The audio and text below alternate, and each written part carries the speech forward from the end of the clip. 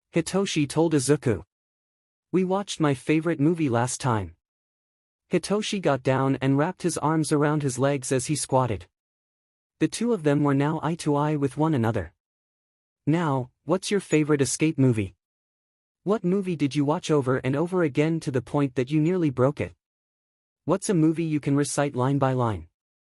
Hitoshi encouraged in a soft voice. Izuku looked at him and then, for the first time since returning, he moved from under the gravel. Not a lot, but enough for Hitoshi to see a whitish tail. I liked this All Might movie, it was his debut film. One of the firsts. Izuku answered. I watched it so much that my first TV had a burn mark of his face plastered on it. Hitoshi smiled. Yeah, hyperfixations and escapism for the win, he silently cheered. I think I know the movie you're talking about. The one where All Might has to team up with Endeavor for the first time dash. And he punches Endeavor, right? Shoyuta added suddenly with a grin. I know that movie. I watched the scene where All Might punches Endeavor so many times. Hell dash, Shudo laughed. He actually laughed. I would just watch the movie for that scene alone. Izuku nodded happily.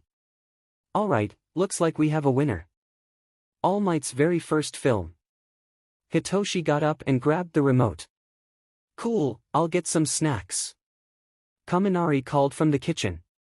More people came to watch than Hitoshi anticipated. It wasn't the whole class, but at least 10 of them. Bakugo being one was pretty shocking for Hitoshi. Still, like last, he sat against the tank as did Shudo. Hitoshi crossed his legs and arms as the movie started to play. Thankfully it was on Netflix so they didn't have to buy it. He had just gotten cozy when Izuku spoke in his mind. Hitoshi, I've been meaning to ask especially since you kind of confirmed it. Are your parents working for the HPSC? Shoyuta looked at Hitoshi at this question as well. Hitoshi made a bit of a face. DMN, gave myself away. Yeah, they do, he shrugged. I told you. The HPSC is just a bunch of assholes. And, is your father a scientist? Look, I'm sorry dash. Is his name Hiroshi? Yes. Yes it is. I bit him. He grabbed me by the hair and I just bit him. Hitoshi looked at Izuku before he did something unexpected. He grinned. Ha! I did the same thing when I was 6. I hope you gave him a scar. Make the old F or never forget it. Hitoshi? Yeah. Did your parents experiment on you? Is that why you were sent away to foster care when you were younger? Is this true? Shudo whispered softly in shock. Hitoshi looked between Shudo and Izuku, unsure of how to answer the question. He cleared his throat a little and looked over his shoulder at the others. Nobody was paying attention. Not at all. How'd you come to that conclusion? Hitoshi whispered lowly to Izuku. Because the muzzle you pulled off me earlier had your name engraved in it. Well, for all the glory the HPSC had to offer it turns out they couldn't afford new muzzles. It almost made Hitoshi want to laugh at the absurdity of it. Still, he could only give his head a shake as he looked at Shudo's and Izuku's horrified eyes. They were just testing the effectiveness of my quirk is all. The muzzle was in case of accidental quirk activation, he lied like a lying liar who lies. Okay, pick out a muzzle, Hitoshi. We need to see if your quirk will still work if your voice is hindered. We'll write your name on it. This way we'll know this one belongs to you. His father, and mother by proxy, meant well. As a kid he never questioned it. It wasn't until he was taken away so suddenly and without warning was he forced to take a step back and realize that what they had done. Those tests. They were F up. He was back with his parents, replaced in their custody when he was 14. He spent 4 years in the system because of them. Some foster homes were better than others. His parents had actually tried to resume the tests and experiments on his quirk, but he shut it down. Now, they were hardly home. This forced Hitoshi to grow up even faster and to help himself survive. Then came along the dorms. Which was great timing when Shoyuta and Yagi came to him during the home visits. Hitoshi only had peanut butter and bread in the cupboards and half a gallon of milk in the fridge. His parents weren't even there for the home visit. They spoke over the phone and basically said, "Take our kid. He's useless to us now that he doesn't want to be a guinea pig." Yeah, Hitoshi had to worry about what he was going to do after school was done and over with. Because he wasn't going back. Like Shudo, he was going to stay as far away from his parents as he possibly could. That's for the future. As for right now, Hitoshi didn't have to worry about how he was going to buy his next jar of peanut butter and cheap white bread. Chapter 8, Abandoned, but not forgotten. Please read. Chapter text. Okay, what happened? Why did I suddenly stop with no warning? To put it bluntly, I ran out of steam for this story, and it's weird because when I'm in a fandom I'll see things to completion. So, by all accounts, this story should have seen completion. And just recently while listening to the new Part of Your World did it finally hit me why I didn't finish this story. I don't like the Nomu aspect. I just wanted a Mermaid Izuku story. You can even see it in the last chapter. One wrote. I know, it's the main plot, yes and no. The thing is the plot. This plot can still happen without Izuku being a Nomu. Everything can still play out and I'm no. Which is why it's been decided after thinking long and strong I'm going to rewrite it.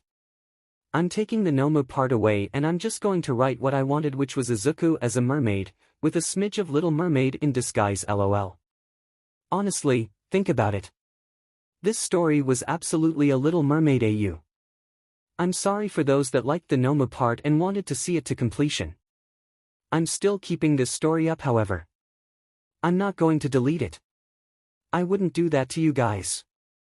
Now, it's going to be a while before I get the new story up and going as I want to finish one of my others. I'm working on 5 stories ATM, you guys, so for those that are interested in a rewrite, please be patient a little longer. Thanks for watching, Legends. If you enjoyed this story, make sure to like, share, and subscribe for more epic What If Deku stories and fresh updates. Hit that bell so you never miss the next upload. See you in the next one.